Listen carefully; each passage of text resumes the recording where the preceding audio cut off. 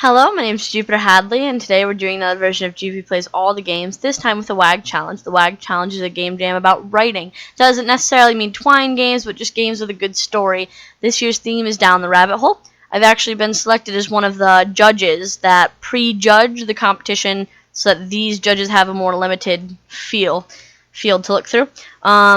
I'm going to be playing each game in this video for a minute, though I'm going to be playing it longer for judging purposes. If you want to check out any of the games, it'll be about 10 per video, links in the description. If you want to check me out, all my info is in the description, and feel free to like or comment with your favorite games. At the end of this, I'll probably have an article written up about my personal favorites, so be on the lookout for that. Next,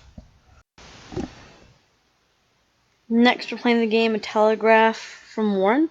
You read the telegraph in your hand. Please count once. I made a major breakthrough. Only you will understand. Warren.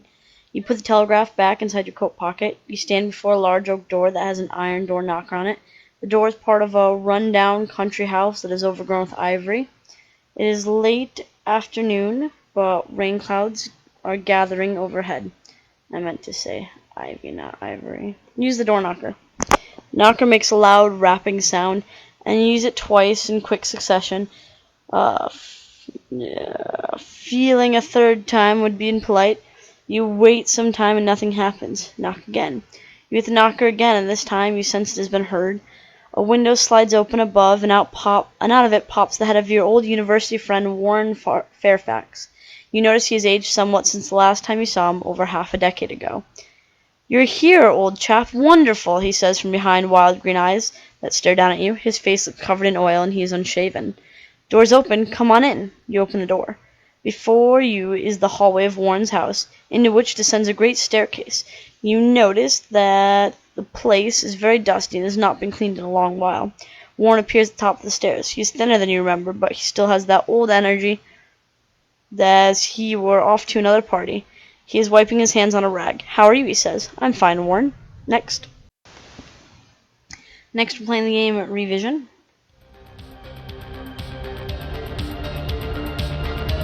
Party time, trying to find okay. Alright, this place is freaking banging tonight. Yo, Flower, where the hell are you? Flower, hello? Hey, when you get there? Like an hour ago. I was at the bar, though. Want a drink? No. When you start drinking again, anyway? Like I'd bother with that weak shit. I'm kind of poor this week, can't afford anything better. And hey, some guy with a raging nosebleed bought me a cocktail, so I'm not complaining. Oh boy, do I have something that'll make your night a whole lot better. Please, no more whiplash. I'm still feeling the effect of the hit I took last week. Nope, something better. Your night's about to get amazing. Promise. Send me a file transfer request. Okay, are you sending me nudes or something? And are we live? Yes, we're live, and no, I'm not sending you something that's slightly less awesome than my nudes. Live, you say? Hey viewers, let me tell you a secret about Neo. Her real name is, knock it off, you shit. Do you want this or not? I can't say no now, can I? Not in front of how many? About 60,000. That many. That many, I'll take it. Alright, execute the file on my mark. I'll do the same time, okay? Okay. 3, 2, 1. That's quite interesting. Whoa, Neo, where the heck did you get this? Vague Collective Project Revision, a visual novel. By a bunch of people. Nice find, bunny boy. Viewer engagement is through the roof. Thanks, Lennon. Who'd have thought this 20-something asshole nobody's like watching other assholes take drugs? Ha, right? What are these kids taking anyway? Next, we're playing the game Doppelganger. When Alice surfaced back into the garden, time seemed to have stood still. Yet instead of comfort, she began to feel nervous. Where was everybody? Her sisters and parents must have been looking for her for hours or days even, mustn't they? Of course, they would want an explanation from her where she had been the whole time. Alice was eager to tell them every detail of her story. What was the best thing to do now, Alice wondered. Should she sit down and wait for someone to come, or go look for them herself? Let's go to the house. Sitting there would not help her find the answers. Alice got up and took the fastest way to her parents' house. She was thirsty. At the thought of her mother's homemade iced tea, she started to walk faster. When Alice arrived at the house, the door stood open. "They must be waiting for me." She climbed the stairs to the door and leaned against its heavy wooden surface to push it wide open. "Hello?" "It's me, Alice. I'm back." Her voice produced an echoing sound that seemed to question her right to be there. Did she enter the house? Yeah, it's enter the house. Alice went to the kitchen first. To her disappointment, the room was empty. But there was a big pitcher filled with iced tea standing on the table. She almost spilled half of the tea while taking big gulps of her favorite drink directly out of it. After she put down the empty pitcher for a moment, Alice was afraid something was going to happen to her body. She closed her eyes and counted to 10. Opening her eyes slowly, one after the other, she stared down at her feet, then around her. Relieved to find her body in the usual shape, she walked to the next room.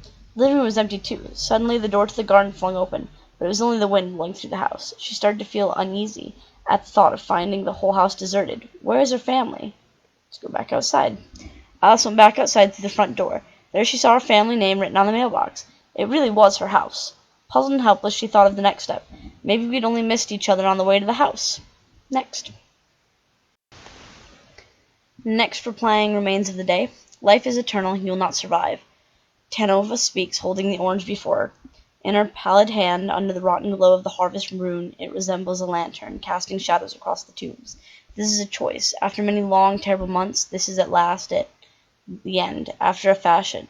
You know you must speak, but how? But I must. Her smile is like a slit throat. The orange is in your mouth, its juice pouring like a wound down your chin. The moon is red, the sky is red, she is not. Her now empty hand grasps you and leads you from the tumbled graves to the gloom of the city below the hill. You will survive. Lost in a forest of urban rising and subterranean delving, Tanova leads you through spired hamlet and dismal arcade to a great stairway that yawns and whispers below. It is here, beneath us, that we must live. She guides you down as your feet poorly should brush the wet stone, following the pooling water down and further down. This is a gate, iron and miserable, scraping the cavern floor. You pass beyond. She closes behind. Here lie fallen scapularches, fallen statuary, a garden of discarded stone lying at the bottom of the world, and dreaming, for around are great tunnels, chambers, hallways carved from the dim stone, dripping with noisome water, the only sound below. But you are not alone. They are waiting. Like candles lighting from far edge of a church and being brought in porcelain towards the altar, they appear around you from all the corners in all manners of dress, though all in some way out of place, they surround you. Family, Tanavo says, squeezing your hand, is like being grasped by crushed ice. We will look after you. Someone walks over to your grave. You sleep. Next. Next, we're playing the game Historian's Family History. It's New Year's Eve. It's been almost a whole year since you and your husband took the oath of citizenship. That day, a new life began. Figuratively, and, as you'd learn a few months later, literally. It has been a year of struggles, hardships, but also all the opportunities you were hoping to provide for yourself and your family. Now, you're standing on the porch of your own house, watching your daughter slumped down in the grass. Little Denib is 4 years old. I'm going to call her Den. A bit younger to be up so late, of course, but considering the occasion and her willful nature, it wouldn't feel right to force her too bitterly. Her face is lit up in reds, greens, and yellows from the distant fireworks. As you watch your daughter watching the fireworks, a soft creak steals your attention. You turn around and find your husband as he steps out on the porch beside you. He's carrying a book in one hand, keeping it firmly tucked under his arm as he is afraid to lose it. Happy New Year, Yuri. You barely hear him over the loud boom of a rocket exploding somewhere over your house. How are you feeling? Not too cold, I hope. He plants his hands in yours, giving a firm squeeze. Happy New Year, Majid. You smile and return the squeeze, and thank you for making the old year an adventure. And the adventures will continue. He moves his hand from your grip to gently press it against your stomach. Do you think he can hear the fireworks in there? He doesn't wait for you to respond. Instead, he tugs out the book and presents it to you. And this is for you. Something for you to read while you recuperate. Majid, you shake your hand. I'm not expecting him for at least another month.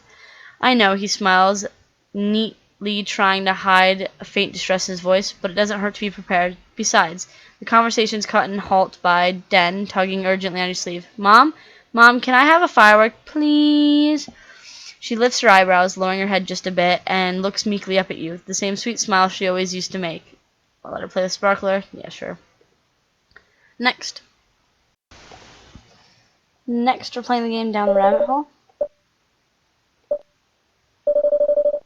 Nerg.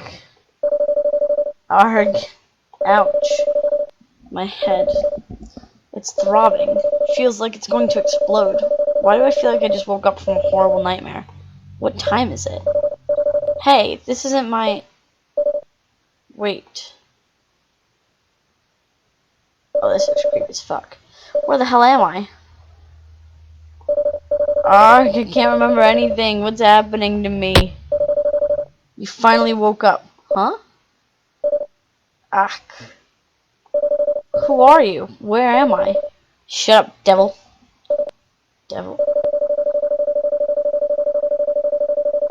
Oh, it's like frozen. I'm the one asking questions here.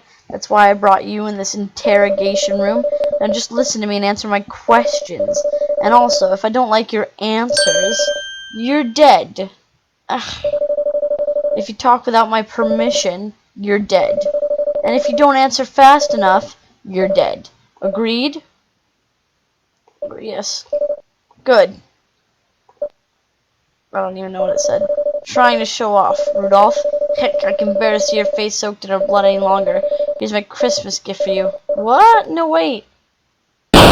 Game over. That was fast. Next. Next, we're playing the game The Drowning House. The sun has been down for hours, but it's still hot. Your dress clings to you, and you want to risk the and you don't want to risk the air conditioner because you're low on gas. You should have stopped for gas and sleep. But you were making good time, and good time was always a big deal for Dad on family vacations. Hotels stopped you from making good time. Cramped legs were a small price to pay for good time. You're making good time as you drive this lonely stretch of Nebraska interstate on your way to bury your father. Your mind was blank as you packed your luggage. You weren't thinking. That's why you're wearing this black dress and not your sweats. But a little discomfort is okay when you're making good time. A little discomfort becomes a lot and your legs are falling asleep, and you are too. The sun is coming up, but you wouldn't know it. It's lost in an ocean of dense fog. The weather reports on the radio have been warning about it. You think. There's a black car parked on the shoulder. You don't even see it until it's in your rear view. It's probably unsafe to keep driving. You pull over to the side of the road. It's fine, you tell yourself. You're so far ahead of schedule. Well, what now?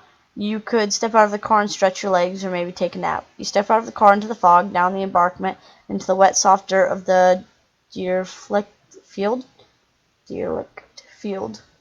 You walk. You glance over your shoulder. You've only taken a few steps and already your car has been consumed by the fog.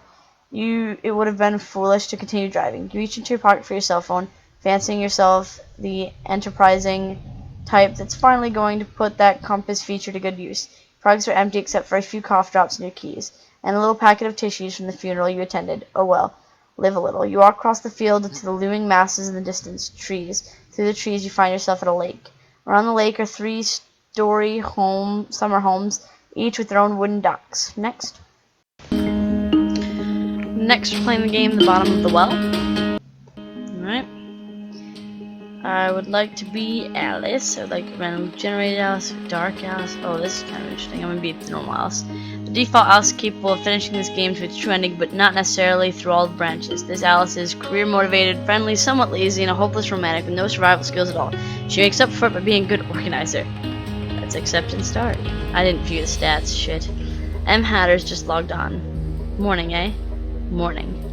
Did you catch the anniversary reading last night? No. Well, I tried, but I fell asleep. Listen, about that.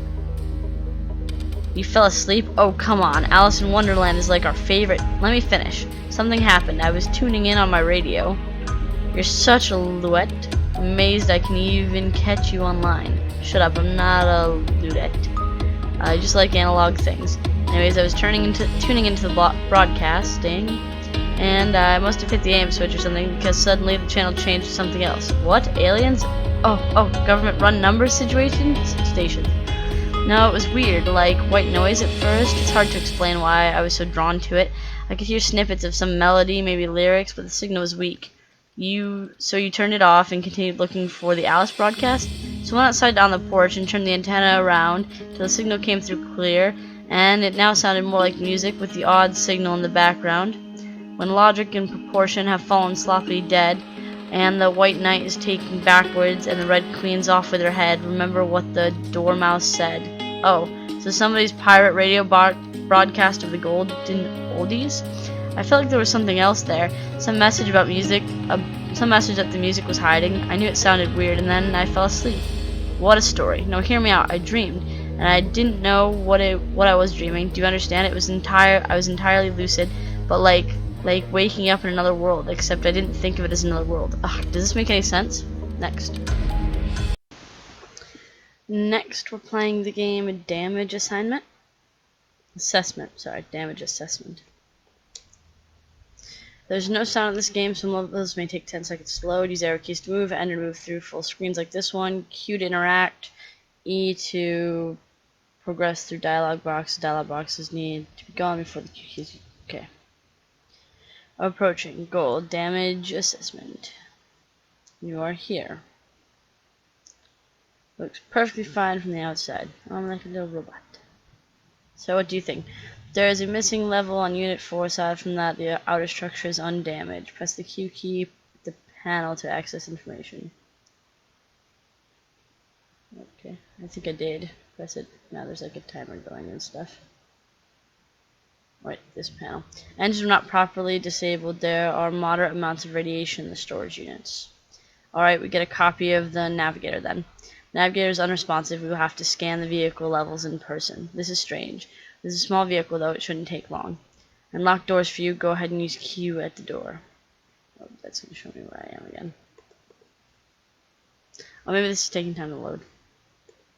Alright. There are 3 panels on this level. The storage units here are radiated.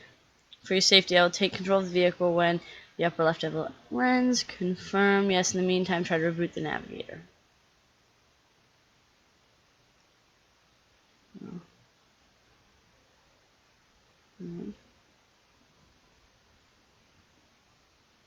Unit information collected, no damage detected. Confirmed. Yes, sir. How is that, sir? How is the navigator doing? The navigator is unresponsive. Next.